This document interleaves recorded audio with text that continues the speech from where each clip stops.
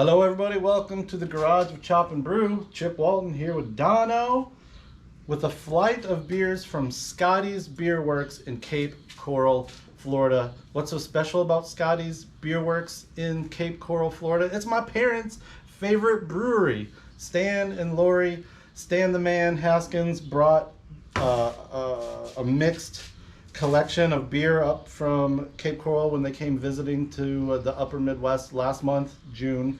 And I sat on these waiting for a blistering hot day to share them with DonO in the garage. So, yeah, my dad is a huge fan of this spot. Like, my default for Father's Day or birthday presents is to call up Scotty and put like $50 on a tab. And just be like, my dad will come pick up some crowlers or come, grab some pints. They always have food trucks. So cool. Scotty's Bierwerks, Cape Coral. If you're down there, hit them up. Look at this. He's calling me. Hello, Scotty? I'm just kidding. It's actually a spam call from Austin, Texas, area code 512. So we're going to drink on Scotty's Blonde, Hefeweizen, Red IPA, Oatmeal Stout. We're going to kind of do like our 3-minute beer review times 4. 12 minutes. You ready? Do it. Let's do it Florida man style. I don't know what that means. So we're kind of going from lightest to heaviest / most flavorful. The blonde ale. We've sipped all of these off camera, so we kind of already have our thoughts about it. I think you said it, but it does have a honey note and the aroma. I get like a honey malt, kind of a honey crisp. And there's definitely a graininess, which is a super dumb word, but rustic, barley crushed hay almost note. Maybe that's a little more instructive of what I'm getting. And blonde ale is such like a wide category. It's like saison. So to your point, a blonde can be like super American, hopped. It can be kind of borderline cream ale with no corn. It can be, an underly esterized saison. So I don't know what. I should also mention that Scotty doesn't have the ingredient stats for any of these. So we're just kind of going. We're going off of our. Yeah, not overly hoppy. Not like I'm a New Zealand hop, blonde or something like that. But it reminds me of what I used to think of 20 years ago as a brew pub flavor, and so it was different at that time than like your commercially packaged beer, or you go to a bar and you get, I don't even know what you get on tap at that time, maybe like Rogue or Sierra Nevada or Summit or something like that, but it was like a small batch produce, all grain in a little place, and you'd go there and you'd drink it, and it was not bad, and it was actually flavorful and yummy, but it wasn't quite like maybe your more dialed in big macro breweries. And I sort of would get that note when I started doing all grain. I felt like, oh, now I'm making beer that's better than my extract beer, and it's sort of like now it has like this craft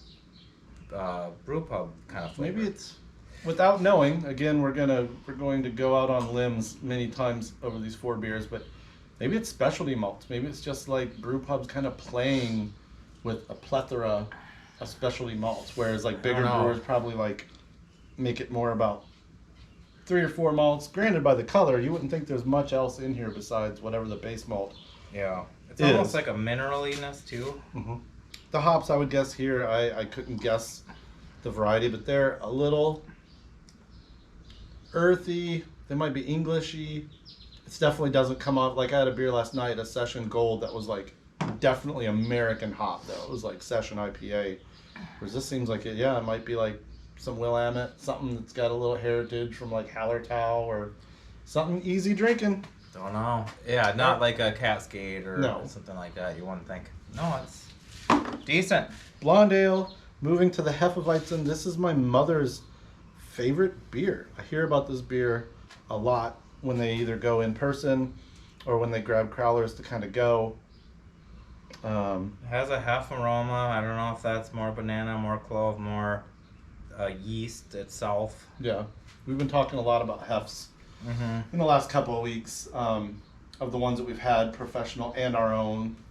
I feel like this one kind of starts banana, but really cleans out clovey. Yeah. This really cold, kind of almost minty kind of spice, which I would say is more clovey than banana. Yeah, I think, again, like I said about the one what we're gonna get to here, but I think if you put this in front of me and I didn't know what it was, I would think it my guess that it's a Hefeweizen. Yeah. I think it's hitting the marks. And Scotty's like he explains himself as kind of a traditional brewer. He doesn't make a lot of like, fruited sours and hazy. He had any IPA, but I gather this is the wheelhouse. He has like an Irish red. He's got porters. It almost reminds me a little bit of Summit, a little bit where like it's these classic styles done really well. Sure. So the Hef, I mean it's been in a can for a minute, so it doesn't have really that like super Hef haze, and we actually probably woulda, coulda, shoulda maybe given it a swirl. I'm going to do that. Well, the other thing I was thinking is too is these were driven in a car. 20, if you do it straight, it's like 20 to 24 hours of driving probably, and who knows how long. I think they didn't drive it straight, so they were sitting but it was around. In a cooler. My dad was very he was. Okay, I didn't know that. He's the dad of a beer nerd. Like that, them shits was stayed dry ice, cool, crisp. Okay. You changed ice out every so often. They also had stuff that they wanted. Sure. To Anywho, okay. Fair enough. So this is I'm glad my mother gets to have this on demand whenever she wants it. That's a good Hef. And if it's one of his best sellers, that says something about, It's hot in Florida. Yeah, it's not an IPA. It's not any IPA. Like, if your Hef is a good seller, you've got a very unique beer crowd. So the red IPA, man, a style you don't see brewed as much as I would like. Like, I actually really love red IPAs. This definitely, like, we have ramped up to very bitter, very the resinous, piney. The nose has gotten way more complex on the grain. You can tell there's obviously by the color. There's a lot more kind of specialty malts, sea malts or roasted barley even, possibly. Of course, the IBUs. I mean, it's going to be the highest IBU out of any of these four. Yeah. I like it. When he showed up with that, I was like, what? Yes. My dad had to come up from Florida for me to have a red IPA in Wisconsin just because... we don't see them around here that often, honestly. Yeah. No, that's true. I'd guess these are pretty American hops, though. I feel like this has given me like a really piney, resinous, oily... I wouldn't say dank, though. Like, it is not into dank territory. This is like straight up, maybe even like sea hop. Ooh, as it warms, it is also like very oily on the lips. That could be the 6.8% ABV talking. Yeah. In lightning round style. And then slam that, drink that. You know what? And it makes sense at 6.8. That tastes more like what I've seen people call Imperial Reds. Oh, you get into your like Nosferatu, like your IRAs, your Imperial Red Ales. Well, and the bitterness. We're not going to sit here and parse out the difference between a Imperial Red Ale and a red IPA. It's weird. Well, Imperial in India, Imperial kind of insinuates double, I think.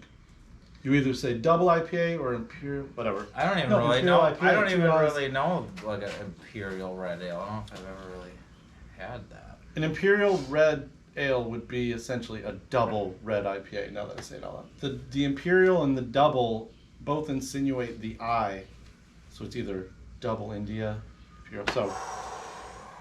I'm telling you what I'm saying is that this is, I'm not going to say it's stronger than 6.8, but conglomeratively, as we work across the table, it's coming off as stronger than 6.8. Conglomeratively?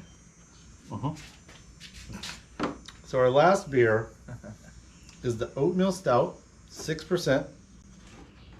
We should mention it is really 6%? Hot. Yeah, it's really hot in our garage. It's kind of toasty.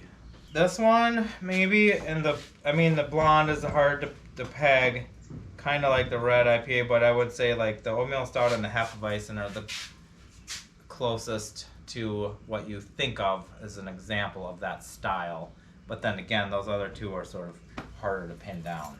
But I would think that in a blind tasting, I might guess that this is an oatmeal stout, or at least for sure a stout, dry stout.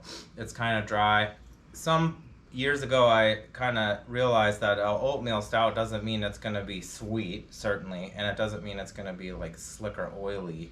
It's kind of what you think of when you think you're using oats. Generally, it's actually ends up being a little bit on the drier side, is what I found. And it is a unique flavor that may be different than say like a dry Irish stout, but it's not overly sweet or thick in body. I find this to be, as I said earlier, like very like baker's chocolate, almost like dark roast coffee forward. A little bit of coffee note, a little bit of either like roast barley. Yeah, this one is clean, and I don't think it's like super duper dark, but it's definitely dark enough to add to cumulatively yeah, that add up to a black look in the cup. Yeah, as it were. It's definitely dark. I mean, it's almost like a dark brown, kind of thing if you're splitting hairs. Yeah, they're all pretty solid. I like the red IPA less than the other three. I think for me that one may have dropped off from what it might be like in the brew pub, or just like a more of a earlier canned version than it is right now. Yeah. But the other three, though, I think held up pretty well. Yeah, I mean, they were already... it was about a month ago right now that they arrived here from a week plus on the road. So I don't necessarily feel that, but you've said it And they in won. pre-tasting and now. I actually like the red IPA probably most out of the three. Or, I mean, the four. That just goes to show you. Everyone's got a different taste. I'm dumb for hops. Some people are wrong. Just kidding. All right, Scotty's. If you're ever down in like Fort Myers / Cape Coral area, stop by there. They apparently have a lot of food trucks and things going on. If you're ever by Stan and Lori's house in Cape Coral, stop by and tell them Chip Walton sent you. And they've got a guest room. Yeah. Want somebody to look up their I'll address. fix you up a plate. Dude, back in the day, they love nothing more than to have like 8 of our friends down from Tuscaloosa, but the cost of admission to our house was you had to play music, or you had to do whatever it is that you do well. Like so, like I would bring down all these musician friends, and we'd like have these like intra-band jam sessions. Like all these people from different bands in Tuscaloosa would like create a what they call a contraband of sorts. Anyway, my parents are pretty awesome. Fun. So awesome that they brought up a bunch of beer from Florida. Yeah, thanks, Dan. Yep. Well, and Lori. Thanks, Chip, for sharing what Stan brought. Yeah. All right. Scotty's, Haskins, Chop to Chop. Brew for brew. Water for water.